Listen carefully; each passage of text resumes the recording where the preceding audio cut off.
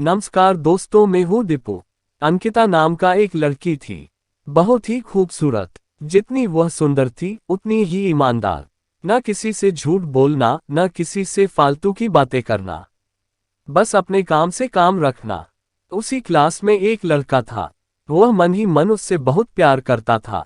लड़का अक्सर उसके छोटे मोटे काम कर दिया करता था।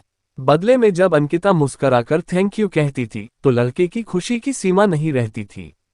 एक बार की बात है, दोनों लोग साथ साथ घर जा रहे थे, तभी जोरदार बारिश होने लगी।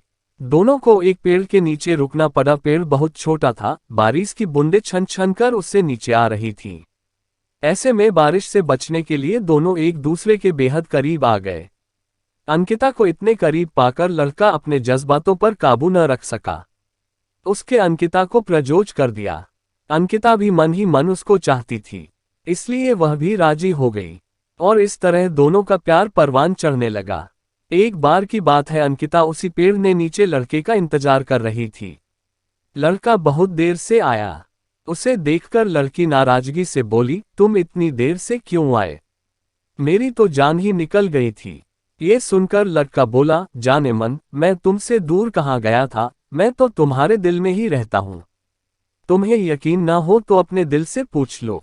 लड़के की इस प्यारी सी बात को सुनकर अंकिता अपना सारा गुस्सा भूल गई और वह दौड़कर लड़के से लिपट गई। एक दिन दोनों लोग उसी पेड़ के नीचे बैठे बातें कर रहे थे। अंकिता पेड़ के सहारे बैठी थी और लड़का उसकी गोद में सर रखकर लेटा हुआ था। तभी अंकिता बोली, जानू, अब तुम्हारी जुदाई मुझसे बर्दाश्त नहीं होती। तुम्हारे बिना एक पल भी मुझे 100 साल के बराबर लगता है। तुम मुझसे शादी कर लो, नहीं तो मैं मर जाऊंगी।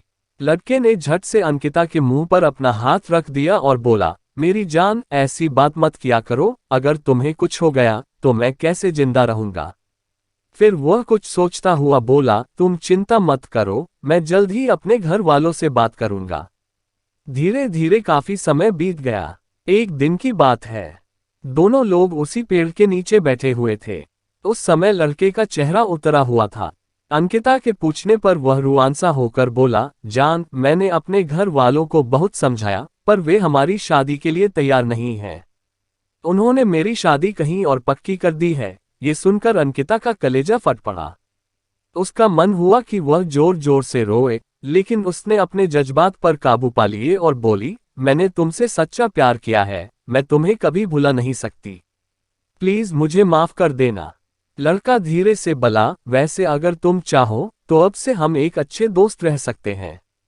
अंकिता ये सुनकर जोर जोर से रोने लगी। लड़के ने उसे समझाया और फिर दोनों लोग रोते हुए अपने अपने घर चले गए। देखते ही देखते लड़के की शादी का दिन आ गया। लड़के को यकीन था कि उसकी शादी में उसकी दोस्त जरूर आएगी, पर ऐसा नहीं हुआ। हाँ, अंकिता का भेजा हुआ एक गिफ्ट पैक उसे जरूर मिला।